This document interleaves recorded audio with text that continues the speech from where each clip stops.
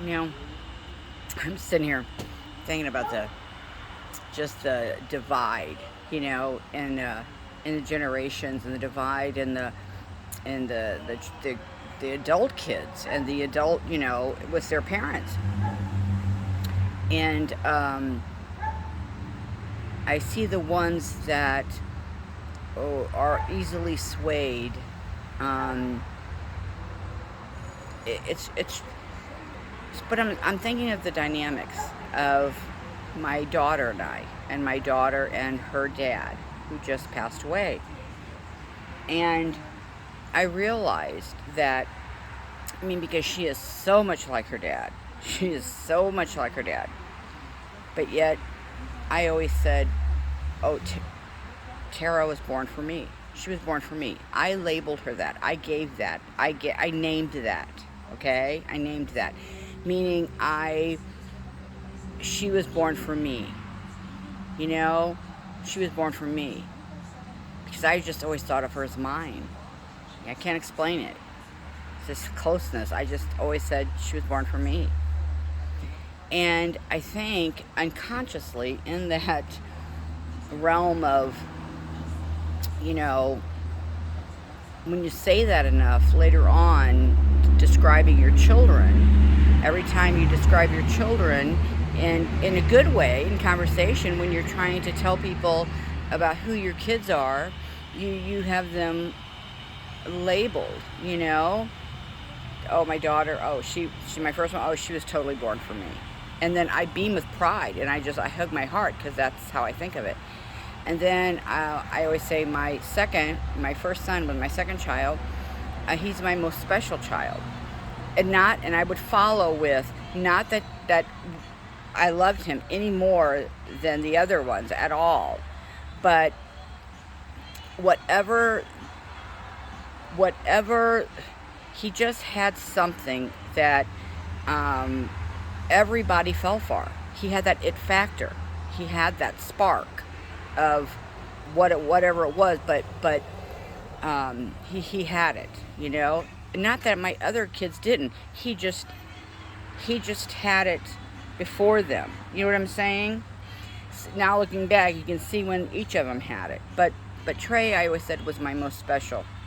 And then I would say my youngest, Taylor, is my sweetest child. Oh, he's my most sweetest child. I labeled them. And in continuation through the years, that's the lane, really subconsciously, that they go into. And the thing is, the reason why why I left their dad, married twice, FYI, because I really did not want her to come from a broken home. I really, truly did not. And so I tried again, and had 2 more children. And because you know what, you don't understand the roots of things. You don't understand heritages. You don't understand DNA. You don't understand the gene thing, the gene pool. You don't understand generations. You don't understand blood family. There's a reason that they have been called all these things. But it's where you come from. It's your root. It's your root. So if you don't know what your root is, how can you ever find rest? You can't be rooted in any place of peace, because you don't know where your root is. So, and the thing is, so many of us didn't, but whatever that difference was between their dad and me, it battled. It was our spirits, you know what I'm saying? It was like literally our soul. It was a battlement of like DNA almost, okay? That's really what was coming out. It's not that it was whatever gene throughout the lineages, became a little bit more dominant, okay, because of who they married. And then one might area had been, a little bit more dominant here. Well, through time, by the time they get to a certain place, okay, they are very strong. They're grouped, okay? They're grouped. And, it's not that they're bad groups at all, but you're going to have it's the Pirates Life for me. You're going to have the Irish, the pub guys. You're going to have those kind of spirit. You know what I mean? Those are all in the families. You have to look back of all types of people, because these types of people were all in these lines, right? But they were who they were. And it was the translation and how they understood words to mean, and how they allowed their surroundings to affect them. Okay, and that's really what it boils down to. That's what gave certain scales of light, versus the dark, or in the gray zone area. People, many generations live completely in that gray zone area. It's neither good nor bad. It's just simply there, okay? And it goes with the wind, whatever way it goes. And how many? That's probably most generations of most people, and they don't even know it. But the thing is, when you get these genes together and these kids, the parents are fighting something, and they're fighting something, most likely from a traditional point of family, bringing in what was dominant on, like I think about me, certain things just weren't done, certain things weren't just, they just were as they were, and you had rules, and not that we were scared or nothing. I mean, we had a great childhood.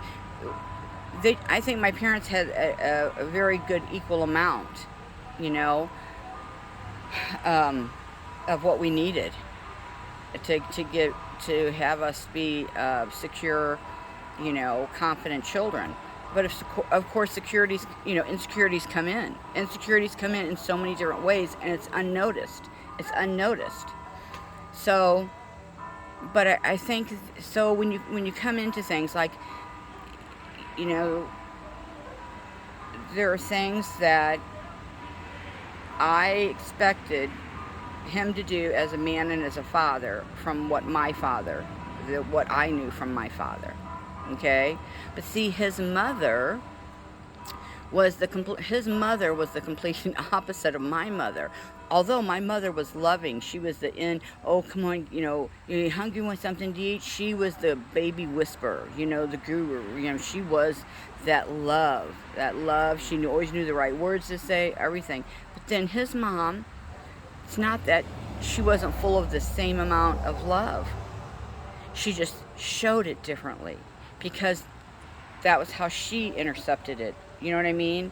So she showed love in her actions, okay, and what she did, in her actions, and as time goes on, you can see that love and how she gave it, in abundance. You can see that.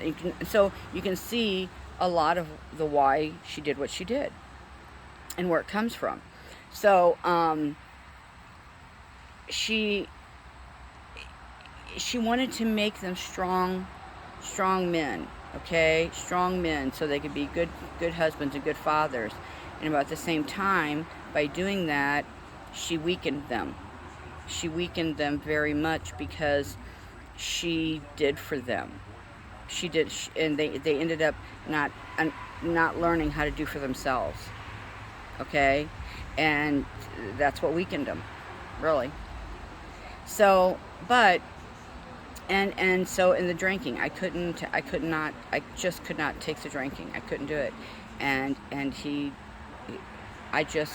drinking and whatever, the one in me, the drinking spirit, and whatever is the lowest emotion, or lowest,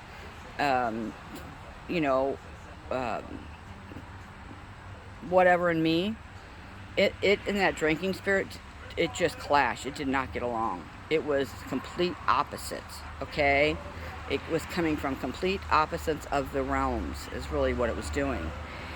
And so, because I needed him to be a strong father and a strong husband. Okay, because I never ever in my life one time worried, ever in my life growing up, worried ever about a roof over my head, food in my mouth, or to my ticket. Never, ever one time did I wake up worrying. Because I knew my dad and I knew my mom, I knew that regardless, the kids came first. It was just hands down. You know, you say that, but you really, that's when you're secure. You know what I'm saying?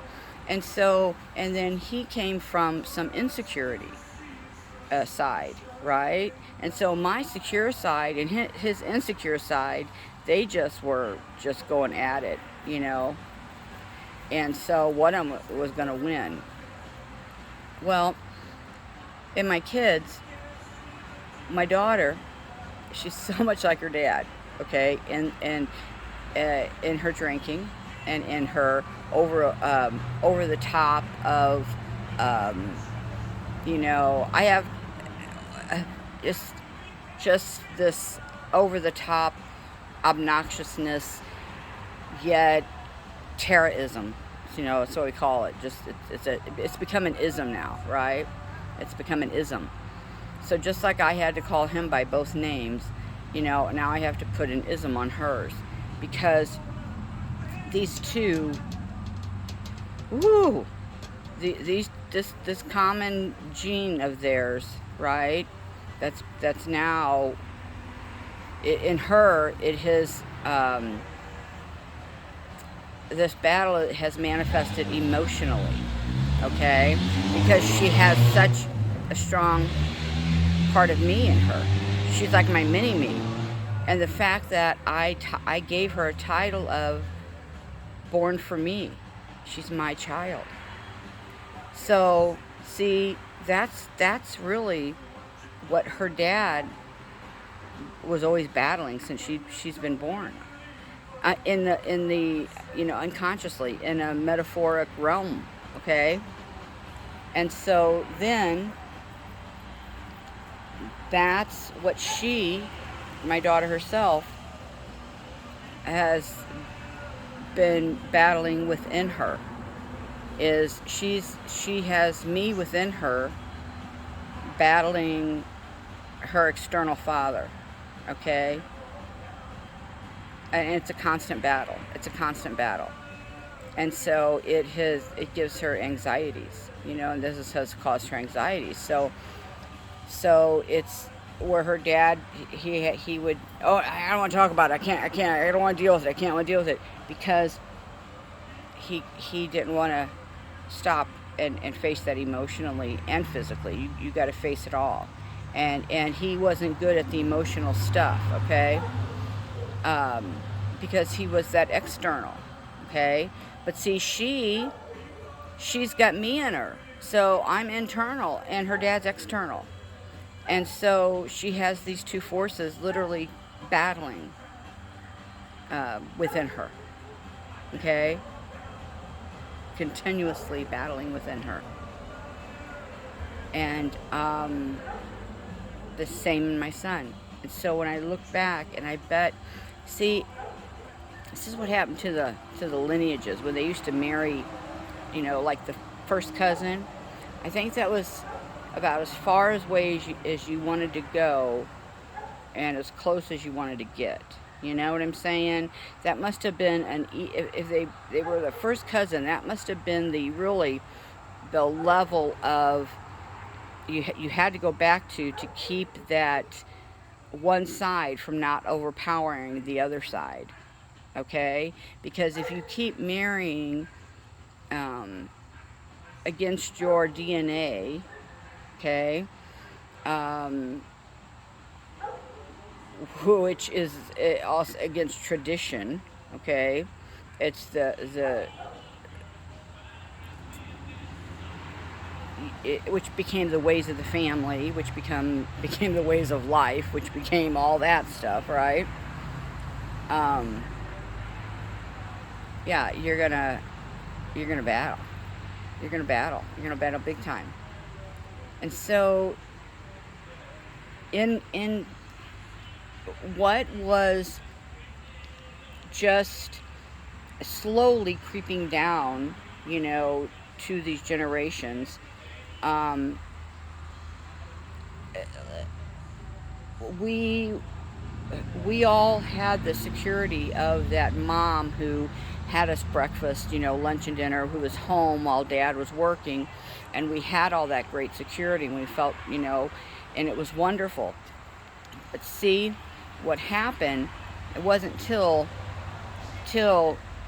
the girls, especially the older girls, got to that age, and they got married and became wives. Well, in their mind, they had their own expectation of keeping up with how my mom did it, because she had 9 kids and she was spectacular at it. But at what cost? You know what I'm saying? At what cost? And again, that's why my mom, she had that mind. She had that, and she had that mind, and she had that heart, and they were always on that higher level, and that's what got her through it. She always was on that higher level. And so she never second guessed. Her advice, you took it, you knew it was true. She could have been telling you anything, but the thing is, whatever she was telling you, you knew it was true, because it was coming from her heart and her mind, and she knew it. And you know what? You did not doubt her ever. You did not doubt her ever. She was wise. She was wise. She had such wisdom,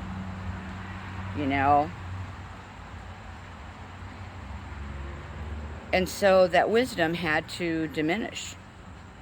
It came into conflict later on. You know what I'm saying? It became a conflict. Because again, you marry somebody else, which comes from you have similarities, right? You very similar things, but then you have very different things.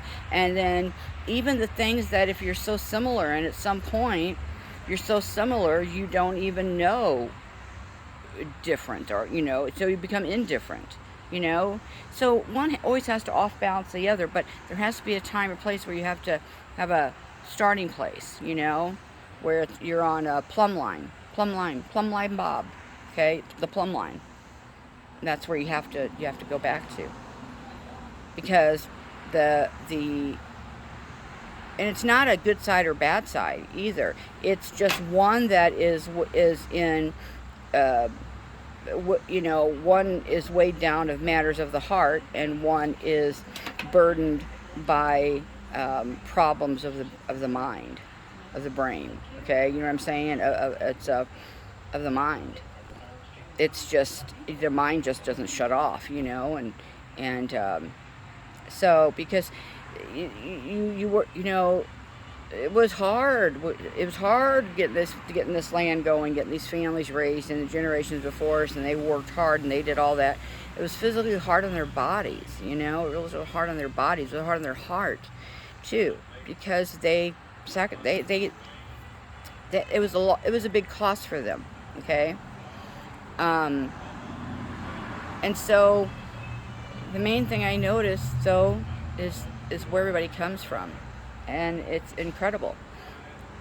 But I see the ones throughout there that, I'm telling you, it's almost like a kiss.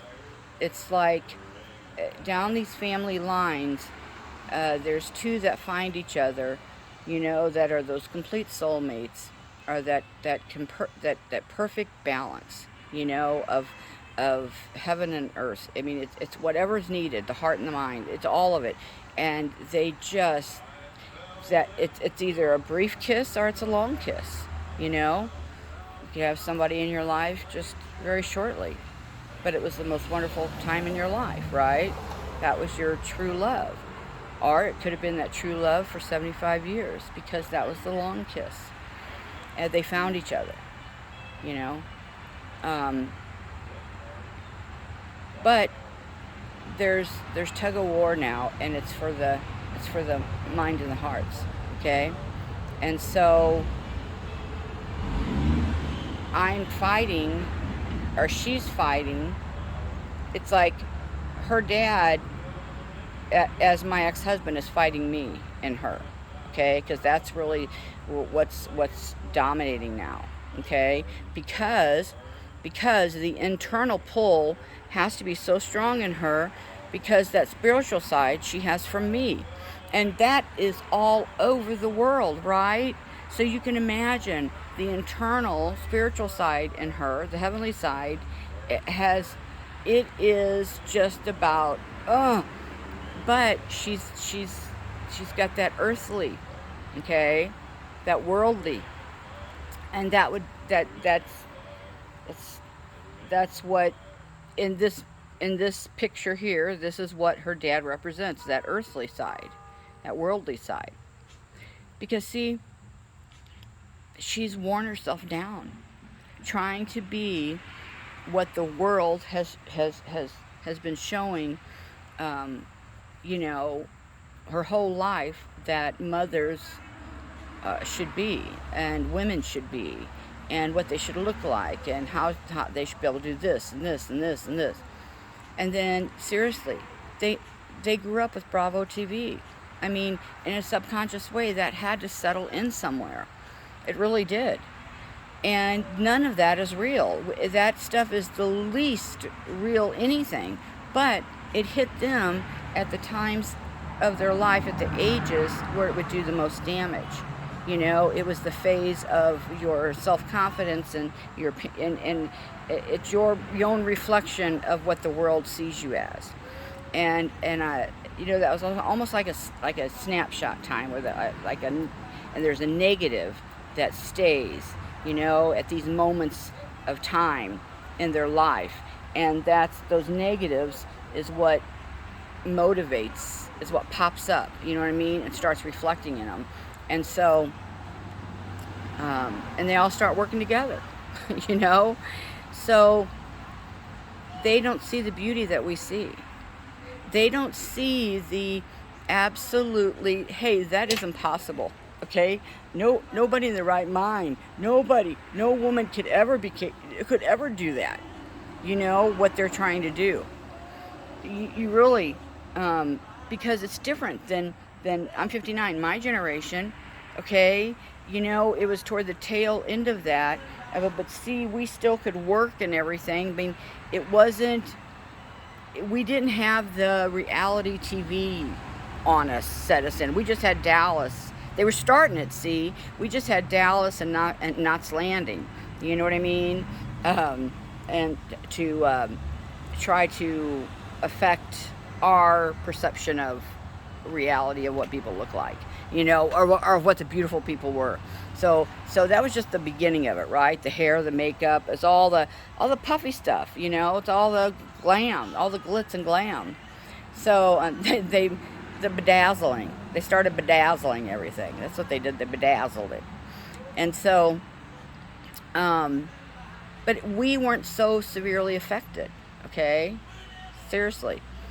But now our daughters and sons are severely affected, because they, along with this 5G and the frequencies, we all know everything is up. Well, it too has supersized, that any natural, just like it supersized, and it gave boost to other things. We know what we're talking about. It did a natural one, okay, within our own roots, okay, within our own DNA, within our own pure DNA, or that as we know our pure DNA to be, it has no foreign objects in it, or that have been placed in the certain amount of time to affect a certain way. We're clean of that, okay? So, but we're having a different kind of enemy. You know what I mean? It's spiritual, and so it's within us, and it's both sides. It's both sides of our real DNA. Both root forms going at it. And they gotta stop, because that's like being in the belly of the whale. They gotta get out of the belly of the whale, um, they gotta save each other. You know, they gotta be the two that are on the Lost Island, right? They have to be each other's buddy.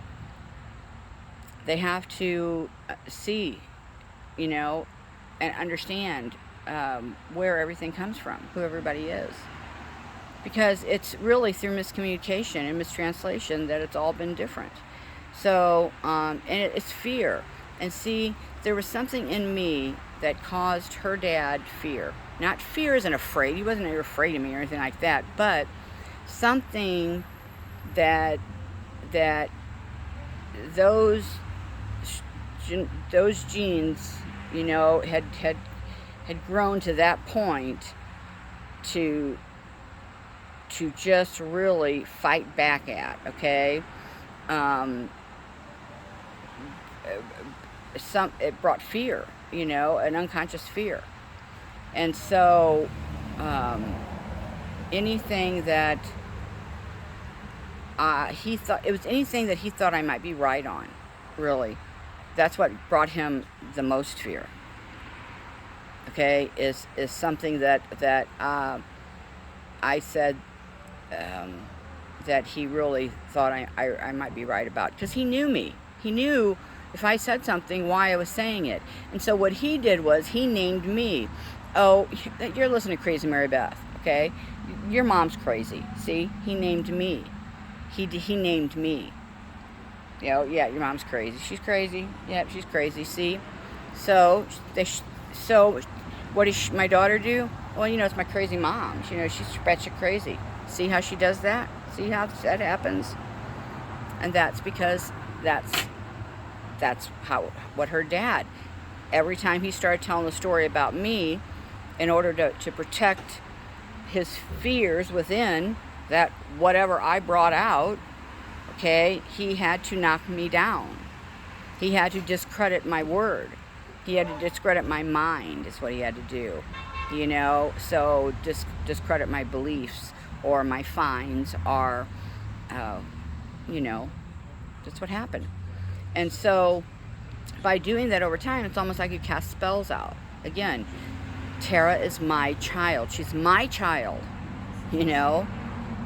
So unconsciously, her dad was battling me for her, you know.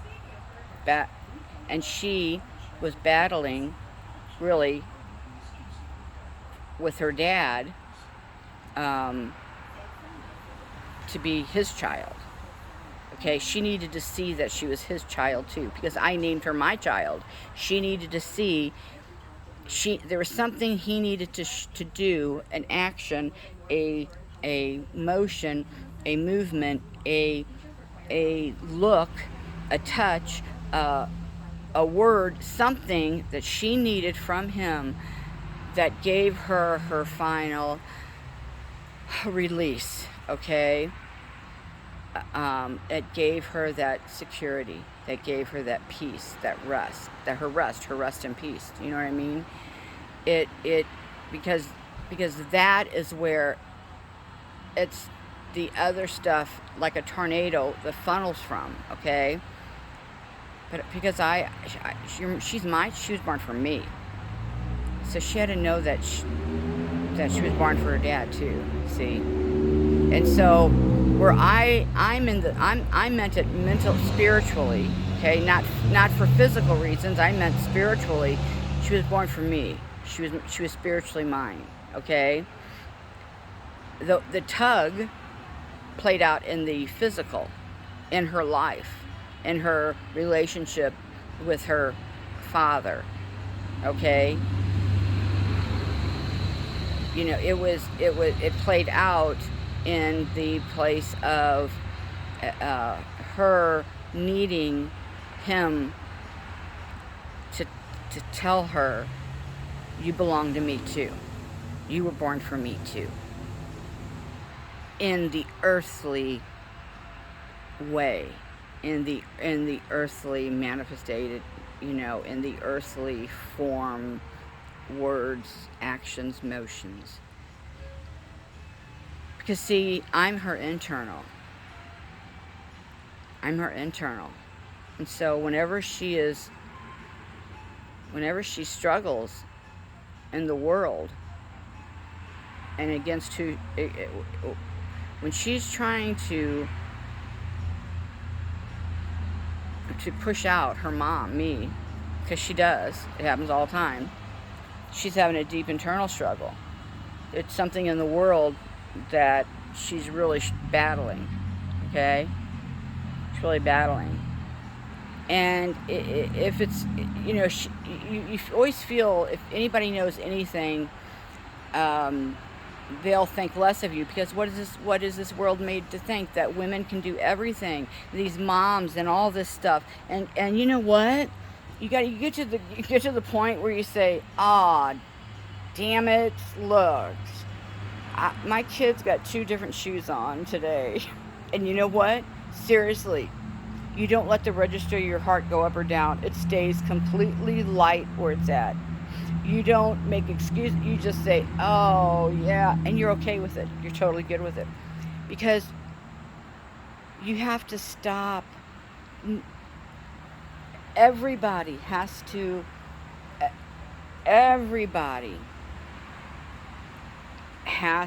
face the man in the mirror. Nobody else has to. You know what I'm saying? Nobody else has to. And so this is the time where it's more of who they are internally, their heart. I mean, who their real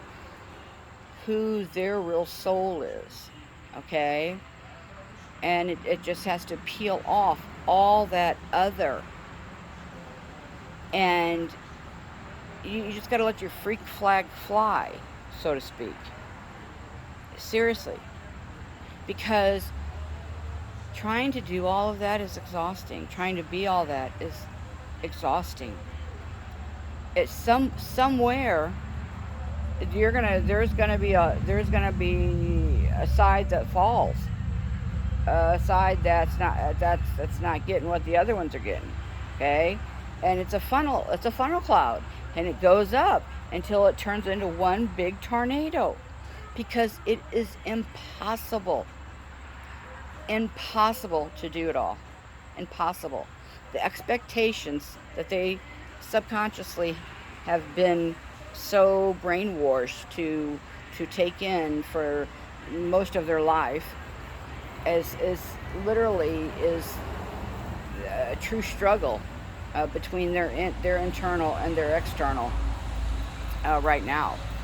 And it's because what about if they don't like, if they get to see my inner, what about if they don't like me, because it's your compared to your appearance to your heart, to your mind, to your heart, spirit, your soul. It all has to go and work as one, because it's one beautiful, beautiful, beautiful person. One beautiful soul, one beautiful spirit. But the last layer has to come off. And that this battle of good and evil, that evil is going to pull down every sleeper they got. And that's sleepers of their past generations, you know what I mean? Anybody that's in that layer of weight, and it's going to come down to words, because words have lost their weight. They've lost their value. They've lost their man's word's nothing. The oak's gone. There's no oak anymore. There's no oak. See, there's no oak. So the word, a man's word changed it flipped the events. It flipped the tables, okay? Because the words went up. And so as they changed the definitions and the language and the lingos and the slang words, and how music went up then to hip hop and everything meant something else, and that changed the word, the meaning of a word. You know what I'm saying? It changed the movement of it. So it it uh, it like, you tell a kid, oh man, I was bombed. You're truth, meaning bombed, you're truth bombed, or you were bombed with the truth, or bombed with something unexpected, but it's not an actual bomb, okay? And so that's the level that they're at. And so, but you still have this other earthly level that side that's just, you know, they can't get there. They can't get that because that world is such a effect on them. And they're battling, and so and they're going to be a constant battle with the one that they know is going to give them the truth, because it's just like them. So if they're thinking it must be true, because that's that side of me, okay? But you want to push that out because you want to go to the other one. It literally is me and her dad fighting all over again. It's our relationship. And so that's what it's like within her, okay? Regardless of what it's about. It goes back to those two different DNAs, that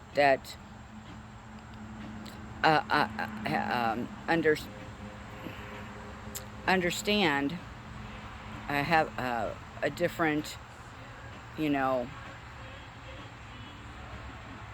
generational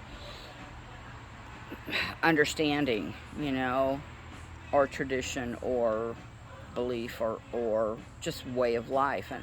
And one was one was always led with the mind, and then there's those that led with the heart. And so, some families had to learn.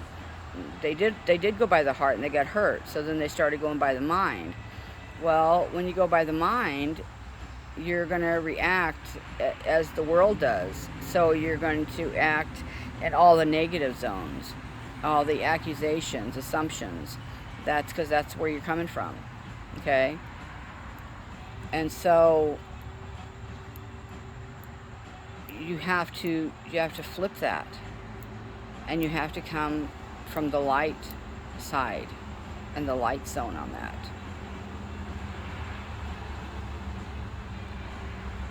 Because it's flipped. It's all flipped. And so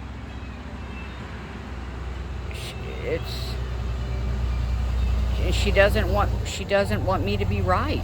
She doesn't want me to be right because I've turned into her biggest rival. Because guess what? See, then I named her too. Oh my God, there's Terry Black. There's Terry Black. There's Terry Black. There's Terry Black. There's Terry Black. See, I named her Terry Black. So Terry Black is never gonna let Mary Beth be right. Okay? Terry Black is always going to label Mary Beth crazy. Right? Right. Well, Mary Beth is going to go back with what she has watched, not only from a wife, ex-wife, or I'm watching the father of my children. So I pay attention to him. I pay attention to his actions. I pay attention to his words, because he's the father of my children. So all these years I paid attention, and I started to learn to do the opposite.